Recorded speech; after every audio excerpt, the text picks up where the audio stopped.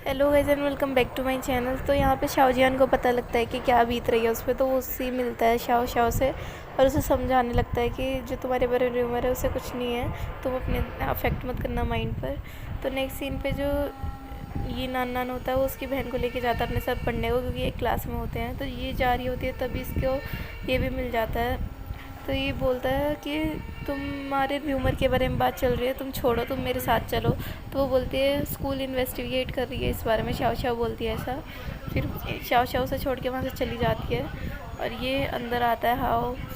तो ये उसके पापा को बता देता है कि चश्मे वाला लड़का कि ऐसे ऐसे शाओ शाओ, क्योंकि उसने किसी को नहीं बताया होता। तो उसके फादर को ये झेल नहीं पाते और उनको हार्ट अटैक सा हो जाता है छोटा सा। तो नेक्स्ट सीन ऑब्वियसली हॉस्पिटल का होता है।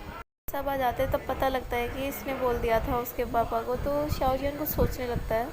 फिर नेक्स्ट सीन में जो ये दोंग दोंग है वो भी प्लान कर रहा था सबसे मिलके कि उसको कैसे बचाया जाए, और हमारा शाओ जियान भी अपनी पूरी फुल टू फुल कोशिश में लगा हुआ था कि जैसे तैसे करके वो कुछ हेल्प कर ही दे शाओ शाओ की।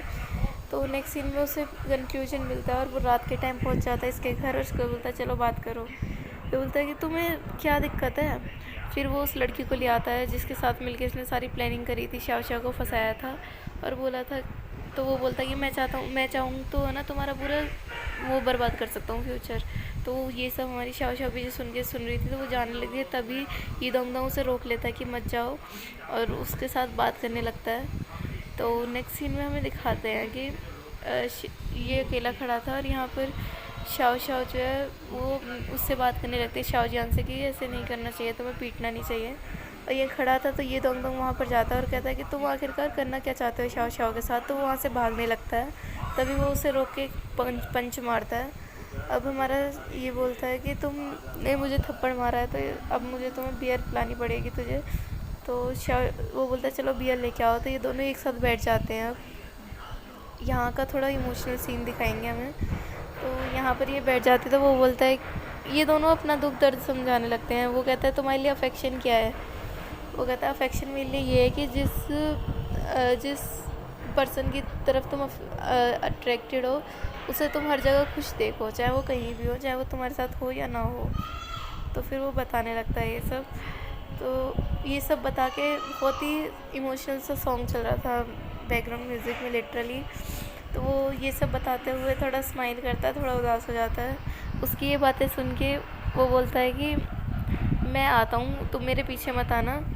हमारा ये दोंग दोंग बोलता है ठीक है नहीं आऊँगा। वो बोले पक्का नहीं आना ना, मैं अभी आता हूँ 2 मिनट में। वो कहता है ठीक है। तो ये यहाँ से चले जाता है और चले जाता है। तो यहाँ पर ये बेचारा अकेले बैठ के ड्रिंक करने लगता है सैड सा होके।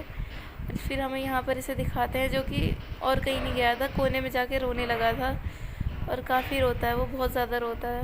और ये लिटरली मुझे ये देख के तो बहुत बुरा लगा था इसके लिए, क्योंकि कुछ होते हैं ना जो बुरे होते नहीं हैं लेकिन टाइम उन्हें बुरा बना देता है। तो नेक्स्ट दिन सुबह का होता है, ये उठता है और बाहर बच्चों की आवाज़ सुनता है जो कि एक फ्रेंड खेल रहे थे, एक अनजान को फ्रेंड बनाते हैं। तो ये उन्हें देख के हंसने लगता है, क्योंकि ये भी शाओ शाओ का ऐसे ही फ्रेंड बना था बचपन में। शाओ जियान के साथ ये गेम खेल रहे थे, मैं अपने दोस्त को ढूंढ रही हूँ। तब ये इससे मिले थे। वो बोलते है शाओ शाओ से कि क्या तुम मेरे दोस्त बनोगे। तो फिर वो दोस्त बन गए थे। तो अब ये हमारा फ़ॉरेन जा रहा होता है पढ़ाई के लिए।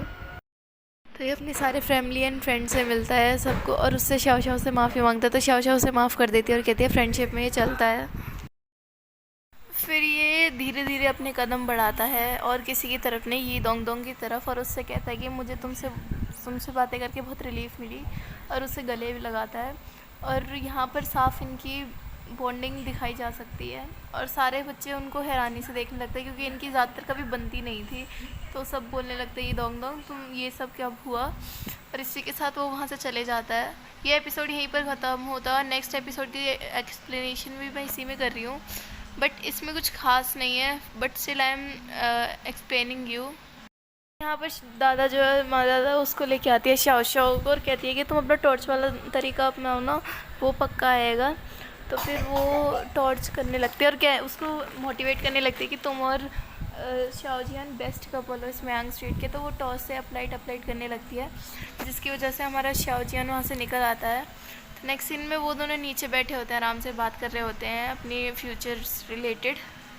तभी वहाँ पर ग्रैनी आ जाती हैं और ग्रैनी बहुत खुश होती है उन दोनों को देखकर, एक साथ देखकर, क्योंकि वो शाओ शाओ को बहुत पसंद करती थी और चाहती थी कि वो उसकी वाइफ बने शाओ जियान की। तो नेक्स्ट डे उनकी स्टोर की ओपनिंग होती है जिसमें और नई नई वैरायटीज़ आती हैं, इटालियन वगैरह स्पेनिश वगैरह चीज़ें आती हैं, ऑब्जेक्ट्स आते हैं। तो वो वहाँ से निकलता है शाओ जिन, तभी पुलिस उसे पकड़ लेती है और किसी की पूछताछ करने लगती है। यहाँ पर हमारी दादी बहुत परेशान हो जाती है शाओ जियान के लिए, तो वो उसको थोड़ी सी वो देते हैं शाओ शाओ की सब कुछ ठीक हो जाएगा। और वो खुद परेशान होती है क्योंकि अगले दिन उसे कॉलेज के लिए एप्लीकेशन डालनी थी, क्योंकि उसके कॉलेज एंट्रेंस एग्ज़ाम ख़त्म हो गए थे, तो वो थोड़ी टेंस लग रही थी उस सीन में। तो उसकी मम्मा उसे ऊपर ले जाके ड्रिंक कराती हैं, मतलब ड्रिंक करके हल्का करवाने का फील कराने की कोशिश करती हैं। और अपनी बालकनी पे घूमने लगती है, तो ये दोंग दोंग भी उसे देखने लगता है और घर आकर कंपास की हेल्प से पेन के ऊपर गूदने लिखता है शाओ शाओ। तो उसका भाई बोलता है फॉर माँ शाओ शाओ, माँ शाओ शाओ एक परफेक्ट स्टूडेंट है और तुम्हारे साथ तो उसकी कभी नहीं बनेगी, ऐसे ऐसे करने लगता है। वो कहता है कि मुझे चाहिए भी नहीं, बस मैं उसे खुश देखना चाहता हूँ, and this is the real thing. तो वो नेक्स्ट सीन में उसे दे देता है और बोलता है कि हम हमेशा साथ में पढ़ें, मैं ऐसे ही चाहूँगा। और इसी के साथ ये एपिसोड भी होता है ख़त्म। Thank you so much.